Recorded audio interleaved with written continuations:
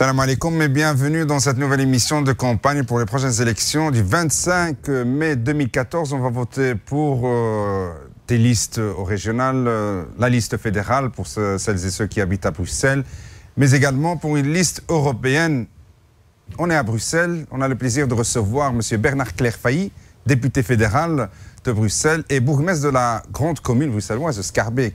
Salam alaikum. Wa alaykoum salam, Monsieur Clerfailly, bonsoir. Bonsoir. Alors, vous êtes vous êtes ce qu'on appelle un élu sortant. Oui. Puisque vous êtes député fédéral et vous vous représentez cette fois-ci sur une liste régionale, oui. FDF. Oui. Vous êtes troisième sur la liste. Alors pourquoi ce choix entre le fédéral et la région ? Nous, les FDF, on a toujours été attachés à l'existence de la région bruxelloise et on veut que cette région bruxelloise soit une région forte où tout le monde a sa place, une région qui permet d'attaquer les grands défis d'aujourd'hui, qui sont le chômage des jeunes principalement, le logement, la mobilité. Et moi, je suis élu au Parlement bruxellois depuis 1989. Alors j'ai fait un petit détour par le Parlement fédéral pendant 7 ans, j'ai été membre du gouvernement pendant quelques années, mais maintenant avec la réforme de l'État, des grands transferts de compétences vont donner à la région plus d'importance encore dans des matières très importantes comme la lutte contre le chômage, toutes les mesures d'emploi, comme les allocations familiales, comme les maisons de repos. Et donc ça va enrichir les compétences importantes de la région. Et je souhaitais assumer une fonction de député qui soit plus convergente avec mes fonctions de bourgmestre d'une grande commune. Alors, un transfert d'argent intéressant, il y a de quoi être optimiste quand on vit à Bruxelles pour les années à venir.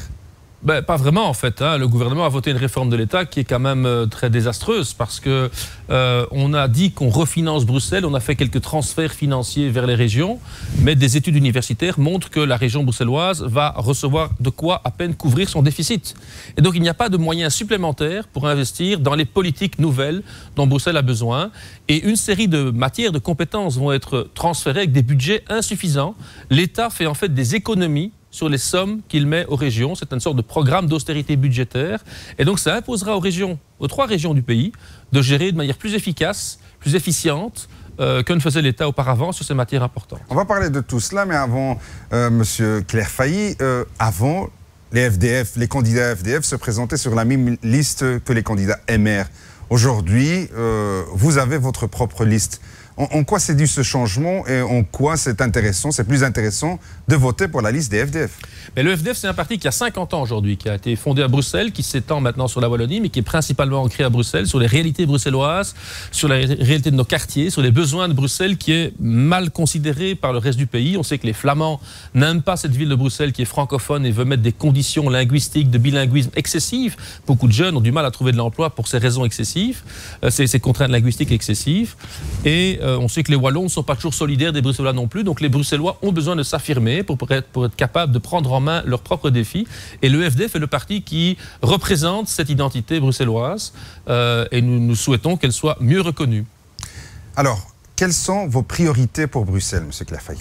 Alors, il y a les priorités des FDF et puis celles de Bernard Clerfailly, peut-être. Vous avez quelques points spécifiques à vouloir défendre? Mais écoutez, j'ai écrit un livre électronique, un livre qui est accessible sur Internet avec mon chef de file, M. Didier Gauzoin, qui est tête de liste et candidat ministre pour ma liste politique, pour le FDF, qui s'appelle « Oui Bruxelles ». Nous disons « Oui, Bruxelles a un avenir ». Depuis un certain temps, on voit une série de problèmes se dégrader en région bruxelloise et les grands échecs de la majorité actuelle, de la majorité conduite par le Parti socialiste, le CDH et Écolo, c'est à la fois le chômage. Nous sommes à 20% de chômage en région bruxelloise et le chômage des jeunes, c'est 35, 40, 45% dans certains quartiers. C'est terrible pour des jeunes qui n'ont pas de perspective. Le chômage n'a cessé d'augmenter ces dernières années sous la conduite d'une majorité de gauche. Le problème du logement, le coût des loyers n'a cessé d'augmenter. Le prix des logements augmente, la file d'attente dans les logements sociaux augmente. Le logement, et la gauche disait, nous allons nous occuper du logement, résoudre les problèmes de logement. Ils n'ont rien résolu, les problèmes sont plus graves aujourd'hui qu'il y a 10 ans quand ils sont arrivés au pouvoir. Et la mobilité, les embouteillages, la difficulté de circuler en ville, de se garer, l'insuffisance des transports en commun, ce sont les 3 enjeux principaux, l'emploi et la formation, la mobilité et le logement. Mais vous faites un constat que presque tous les partis politiques font la même chose. En quoi le FDF peut être un atout pour Bruxelles pour résoudre ces problèmes? La première chose, c'est que nous, on dit la vérité. On l'a dit très clairement. Les autres font des promesses à chaque élection et ils ne les mettent pas en œuvre. Nous pensons quand même que la responsabilité politique, ceux qui arrivent au pouvoir, c'est pour réaliser ce qu'ils ont dit et pour en rendre compte devant les lecteurs. Quand j'entends le PS maintenant qui dit on va offrir de l'emploi aux jeunes, on va résoudre la mobilité, on va résoudre la crise du logement par telle et telle mesure, que de l'ont-ils fait dans les 10 années précédentes, hein? Moi, je suis bourgmestre d'une grande commune à Scarbeck, et vous la connaissez. C'est une commune où on a fait bouger les choses, on a amélioré la sécurité, le cadre de vie, la propreté, et moi, je rends compte de mes résultats à la population. Alors quelle solution? C'est ça votre question, je la comprends. Alors, sur la matière de l'emploi et de la formation, l'emploi, le vrai enjeu à Bruxelles, c'est la formation professionnelle. La formation qualifiante pour les jeunes. On a plein de propositions que je ne pourrais pas toutes exposer ici, mais nous pensons d'abord qu'il faut qu'il y ait l'obligation scolaire dès l'âge de 3 ans pour que les jeunes de tous les milieux apprennent la langue de l'enseignement, connaissent plus rapidement le français ou le néerlandais, pour ne pas accumuler du retard quand ils viennent à l'école à l'âge de 6 ans. Hein, trop de jeunes encore arrivent trop tard à l'école et donc spontanément, ce n'est pas leur faute, ce n'est pas leur cerveau, seulement ils n'ont pas été habitués à entendre le français et donc ils accusent un peu de retard à travers l'école et souvent ce retard, ils le conservent longtemps et alors ils ont accès à des filières moins qualifiantes. Deuxièmement, nous proposons que l'enseignement ne spécialise pas trop vite les élèves vers l'enseignement général, vous savez, le bel enseignement qui conduit à l'université, et l'enseignement technique et professionnel pour ceux qui sont les manuels, dans lequel on relègue trop souvent à Bruxelles encore. Et qui est dévalorisé pour l'instant. Qui est considéré comme dévalorisé, alors qu'il y a des tonnes de métiers dont on a besoin dans ces filières-là. Et en matière d'enseignement technique et professionnel à Bruxelles, on n'a pas l'intelligence de repenser les filières en fonction des besoins de l'entreprise, des besoins des activités économiques qu'on a en région bruxelloise. Je prends 2 exemples simples que je connais dans ma commune. On trouve encore dans l'enseignement technique et professionnel des jeunes filles qu'on invite à faire des formations, des études en coupe-couture. Et on les encourage à pouvoir couper des belles robes, faire des pyjamas. Elles font du très beau travail. Je visitais récemment une école comme ça qui encourage les jeunes filles, c'était magnifique ce qu'elles font. Et puis la chef d'atelier me dit, monsieur le bourgmestre, est-ce que vous pourriez m'aider à trouver des stages pour mes jeunes filles? Je ne trouve pas d'entreprise qui les prenne en stage. Et j'ai regardé, je lui dis, est-ce qu'il y a encore des entreprises à Bruxelles qui engagent des jeunes filles qui ont fait coupe-couture? Non, il n'y en a plus. Eh bien ça, il faut arrêter. Ces jeunes filles, il faut leur proposer de faire de l'informatique, des langues, des choses dont on a besoin pour l'emploi de demain. Un autre exemple, je visitais encore récemment une école qui forme des jeunes en 3 ans, électromécanicien. C'est un emploi très recherché, très demandé. Et le directeur me disait, ces jeunes, on vient les engager 6 mois avant la fin de leurs études. Et ils commencent avec un salaire brut de 2500 €. C'est un beau salaire pour commencer. Et ce sont des jeunes qui sont vraiment demandés. Et il y a encore de la place dans ces filières-là. Et donc, il faut qu'on fasse un grand pacte entre l'enseignement technique et professionnel et le monde de l'entreprise pour que l'on soutienne les filières qui conduisent à l'emploi et qu'on arrête de proposer aux jeunes des filières qui ne conduisent pas à l'emploi. Et donc, il y a un grand enjeu sur la qualité de l'enseignement technique et professionnel en région bruxelloise. En matière d'emploi, mais surtout dans le service public ou dans la fonction publique, aussi bruxelloise, il y a ce problème de bilinguisme. Bernard Keller-Fahy, il y a des jeunes qui veulent travailler, par exemple, devenir policier, pourquoi pas, mais il y a ce problème de bilinguisme. Les jeunes ne maîtrisent pas le néerlandais. Que proposent les FDF? Alors, nous pensons que l'enseignement doit mieux former aux langues, au néerlandais et à d'autres langues également, et on devrait pouvoir connaître 3 langues quand on sort de l'enseignement secondaire. La langue d'enseignement, le français, le néerlandais, et peut-être l'anglais ou l'allemand ou l'espagnol ou l'arabe ou le russe, ou des langues qui sont importantes pour les emplois de demain. Nous pensons qu'il faut sérieusement améliorer la formation linguistique également dans les études, mais il faut que globalement on donne plus de liberté aux équipes pédagogiques pour réussir un enseignement de qualité. En Belgique, on a quand même un enseignement qui, dans certains cas, n'est pas au niveau de qualité qu'on en attend, parce qu'il y a un ministère de l'enseignement qui met trop de contraintes, trop de règles, et qui ne fait pas confiance aux équipes pédagogiques pour aider les jeunes à développer leurs talents et à réussir leurs études. En matière de recherche d'emploi, par exemple, est-ce que Actiris fait très bien son boulot? Non. Et ça, c'est aussi la faute de ceux qui gouvernent actuellement. Actiris n'encadre pas assez bien les jeunes, on le sait bien. Pour prendre un exemple clair encore, les jeunes qui sont au chômage, qui sont aidés par Actiris, vous savez qu'il y a près de 1000 jeunes, 1000 personnes, 1000 chômeurs encadrés par un encadrant chez Actiris. Alors qu'en Flandre, en moyenne, c'est 1 pour 70. Pardon, Bruxelles, c'est 1 pour 300 et en Flandre, c'est 1 pour 70. Quand vous avez un encadrant qui doit s'occuper de 300 personnes, il n'a pas le temps de s'en occuper. Il n'a pas le temps de s'occuper de chacun comme il doit le faire. Il ne fait que de la paperasse, des cachets, des petites réunions vite bâclées. Alors que quand on a un encadrant pour 70 personnes au chômage, on a beaucoup plus de temps pour s'occuper d'eux, vérifier leurs compétences professionnelles et leur réorientation professionnelle. Encore un autre exemple très simple. Il faut à Bruxelles soutenir ce qui marche, ce qui fonctionne. Bruxelles Formation, qui est l'organe qui fait des formations professionnelles qualifiantes pour les chômeurs, dans son dernier rapport d'activité indique que sur les 5000 personnes qu'ils ont pu choisir l'année passée pour les mettre dans des formations qualifiantes, 85% d'entre eux ont trouvé un emploi dans l'année qui a suivi ces formations. Eh bien, si ça marche aussi bien, il faut donner plus de moyens à Bruxelles Formation et faire qu'il y ait plus que 5000 personnes qui puissent suivre ces filières et avoir une chance enfin de retrouver un emploi. Pourquoi ce n'est pas le cas, puisque c'est un exemple? C'est un manque budgétaire et donc on vient de découvrir, on vient d'analyser maintenant. Et les choix font qu'on se En région bruxelloise, on met beaucoup de moyens dans les emplois subsidiés. Ça veut dire des emplois ajoutés dans la fonction publique qui n'ont peut-être pas toujours une pertinence absolue. Et précaires peut-être et dans certains cas précaires, parce qu'on met des emplois subsidiés, on engage un subside pour prendre des jeunes de moins de 24 ans. Alors on prend un jeune de 22 ans, il reste 2 ans subsidié, et plus de 2 ans, qu'est-ce qu'on fait? On le met à la porte et on engage un autre. C'est bien gentil, mais celui-là, pourquoi est-ce qu'il ne peut pas rester dans l'emploi? Et donc on met trop de moyens dans des subsides comme ça qui n'ont pas beaucoup de logique économique, et on ne met pas assez de moyens dans la formation qualifiante qui est ce qui conduit réellement à l'emploi et à l'emploi réel, à l'emploi durable dans l'activité économique dans l'entreprise. À côté de cela, il y a aussi plusieurs jeunes issus de l'immigration ou bien issus de communautés d'origine étrangère qui se plaignent d'être victimes de discrimination, soit à l'embauche ou bien quand ils sont engagés, de discrimination dans l'emploi. Je ne sais pas, un mot par rapport à ça, Claire Failly, est-ce que vous avez le même constat au FDF? Oui, c'est un constat. Alors, il y a des discriminations, il y en a de nombreuses. D'abord, il y a une discrimination légale. Vous savez ça? C'est scandaleux qu'à Bruxelles, on doive réserver dans la fonction publique locale, dans ma commune, je suis obligé d'avoir 25% de néerlandophones dans la fonction publique. Mais sur mon territoire à Schaerbeek, il y a 10% de néerlandophones. Quand j'ai des jeunes des quartiers qui veulent travailler à l'administration, je dis « Ah, j'ai déjà 75% de francophones, je ne sais plus engager de francophones ». C'est une discrimination légale qui devrait être changée. Parce que les Flamands aient un quota dans l'administration, c'est logique, mais qui correspondent à leur réalité, 10% et pas 25% comme c'est maintenant.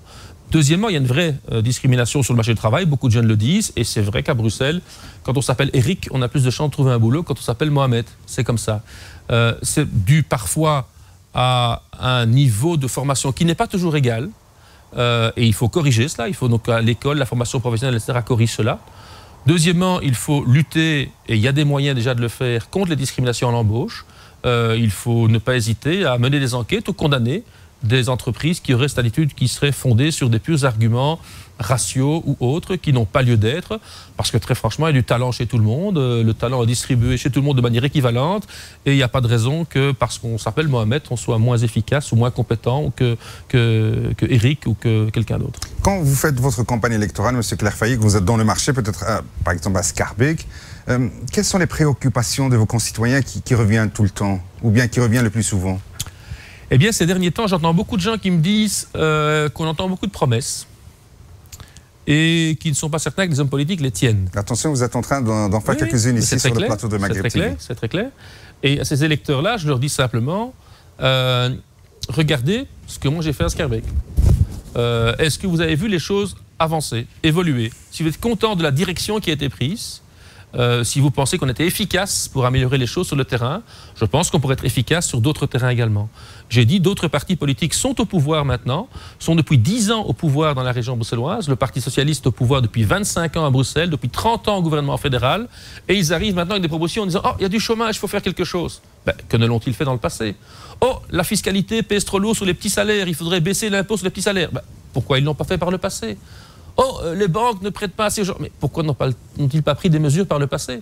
Et donc ceux qui découvrent les problèmes à chaque élection et qui les oublient après les élections, c'est à mon avis une mauvaise manière de faire de la politique. Et il faut plutôt choisir des gens qui ont déjà réalisé des choses dans le sens de ce que les gens veulent. Vous avez sûrement entendu certaines se plaindre de la cherté des loyers à Bruxelles. Il y a déjà moins de logements à mettre à disposition des nouveaux, soit des propriétaires ou bien des nouveaux locataires. Mais les loyers sont manifestement très très chers ici à Bruxelles, ou bien de plus en plus chers. Est-ce que vous avez fait le même constat? Oui. Et sinon, quelle solution vous apportez à cela? Le logement, la crise du logement, la crise sociale du logement, c'est aussi une des priorités de notre programme. On a tous constaté que le logement augmente beaucoup à Bruxelles. Il augmente plus à Bruxelles qu'en Flandre et qu'en Wallonie. Et il faut, pour agir, il faut comprendre ce qui se passe. Il ne faut pas prendre n'importe quelle mesure, il faut comprendre ce qui se passe.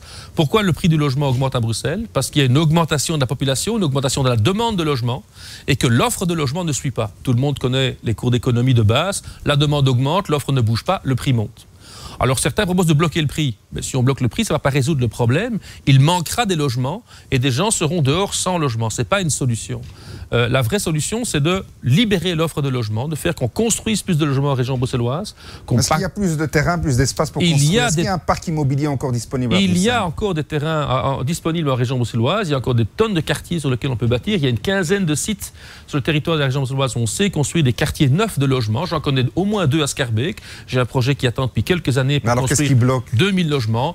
Le gouvernement régional socialiste voulait intervenir un peu trop et faire des logements publics plutôt que des logements privés. L'important surtout, c'est qu'on construise du logement. Au plus on fasse du logement et du public et du privé, au plus l'offre augmente, au plus le prix va baisser. Pour le logement en général, c'est comme ça qu'il faut agir. Il faut simplifier les règles urbanistiques, orienter les promoteurs vers les quartiers à développer. Mais il y a aussi la question du logement social. Il y a des gens dont les revenus sont très faibles et qui ne sont pas capables de supporter facilement les loyers très élevés qu'on connaît dans le secteur privé. Il y a 35 000 logements sociaux à Bruxelles. Il y a 45 000 familles qui attendent un logement. Il y a 5 ans, il y avait 35 000 familles qui attendaient. Maintenant, il y en a 10 000 de plus. Ça, c'est le résultat de l'action de la majorité socialiste, écolo, CDH. Pour ces gens-là, qu'est-ce qu'il faut faire aujourd'hui? Attendre qu'on construise du logement social? On a construit à peine 1500 logements sociaux en 5 ans. À ce rythme-là, il faut attendre une trentaine d'années pour que tout le monde ait un logement social. C'est un scandale. Et encore, il y aura d'autres qui vont s'ajouter à la liste. Et sans doute, des gens vont s'ajouter à la liste encore. Autrement dit, au rythme auquel on fait des logements sociaux, des logements publics, avec l'argent rare des pouvoirs publics, on ne va pas pouvoir satisfaire tout le monde. Or, les gens qui sont en attente d'un logement, sur la liste d'attente du logement social, ils ne dorment pas sous un pont. Ils ne dorment pas dans les parcs. Ils ont un logement. Ils ont un logement dans lequel ils dorment, dans lequel ils vivent, mais qui pour l'instant est soit un peu cher pour le revenu, ils doivent se serrer la ceinture, soit le logement n'est pas suffisamment confortable, il manque une chambre pour les enfants, ou la cuisine n'est pas suffisamment bien, et ils ne savent pas s'offrir le logement qui leur conviendrait. Il y a même des logements insalubres. Exactement. Donc nous disons que pour ces gens-là qui sont en liste d'attente d'un logement social, dans les critères d'accès au logement social, plutôt que d'attendre 5 ans, 10 ans, 15 ans pour avoir un logement social, nous proposons de donner une allocation logement. Une allocation loyer de 100 à 200 euros par mois, selon la nature des revenus de ce ménage, pour permettre aux gens soit de supporter le coût du logement qui est cher et d'avoir un peu plus d'argent pour les autres dépenses du ménage, soit de pouvoir muter dans un autre logement un peu plus grand qui satisfait mieux aux besoins de la famille, avec moins d'insalubrité, un logement salubre ou un logement avec 1 ou 2 chambres de plus pour les enfants. Vous ne pensez pas que ce mécanisme est de nature à faire augmenter les prix des loyers? Alors nous proposons que pour les 45 000 familles qui seraient aidées par ce système-là, il y ait un encadrement de ces loyers-là.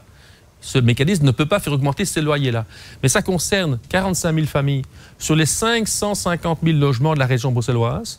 Et ceux qui proposeraient de bloquer l'ensemble des loyers sur Bruxelles se tromperaient de combat parce qu'il faudrait une administration gigantesque pour bloquer ça, qui passerait à côté de la priorité qu'on doit donner aux familles qui sont en attente de meilleures conditions de logement. Alors, vous êtes bourgmestre de la commune de Schaerbeek, vous êtes donc à la tête d'une commune qu'on appelle communément multiculturelle ou interculturelle ou ce qu'on veut. En tout cas, il y a plusieurs populations d'origine diverses qui cohabitent très bien sur votre territoire. En fait, on a commencé de fêter il y a quelques mois, mais on continue de fêter les 50 ans de présence de l'immigration turque et marocaine en Belgique. Alors, ces deux communautés, vous les connaissez très bien, M. Claire-Failly. Je les connais très bien. Schaerbeek a la chance de connaître une communauté marocaine aussi importante que la communauté turque. Et donc, elles vivent ensemble sur le même territoire. Il y a des Albanais, il y a des Guinéens, il y a des Espagnols, il y a des Grecs. Il y a toutes sortes de communautés sur le territoire schaerbécois. Et depuis un certain temps, on a réussi à pacifier les relations entre ces communautés. Ça se passe relativement bien. J'en suis assez heureux. Alors, quel bilan on peut tirer ? Alors, ce serait illusoire, parce que j'entends certains dire « Oh, c'est magnifique, tout va bien ». Non, ça a été très difficile au début. Au début, on a eu les hommes seuls qui sont venus travailler dans des conditions difficiles, ils sont restés seuls longtemps. Puis, il y a eu le début du regroupement familial, ça a été compliqué de trouver des conditions pour se loger en famille, accueillir les enfants. Et puis, est arrivée la crise économique, et donc maintenant, il y a le chômage qui frappe une partie importante de cette population. Donc, c'est faux de dire que tout est parfait et que tout va bien. Non. Mais il y a eu quand même des parcours réussis d'intégration. Et je connais maintenant des jeunes de 2e, 3e, 4e génération qui sont fiers d'être des Belges, qui sont fiers de leurs racines, turques ou marocaines, et qui maintenant s'inscrivent dans la Belgique. Ils sont candidats aux élections, ils assument des fonctions de chef d'entreprise, de conducteur de tram, de médecin, que sais-je, d'enseignants, de journalistes. D'entrepreneurs. D'entrepreneurs, il y a de tout. Et c'est très bien qu'ils trouvent leur place dans la société. Dès qu'on est capable de retirer ces lunettes noires que certains ont parfois et qui voient l'autre avec peur, avec distance.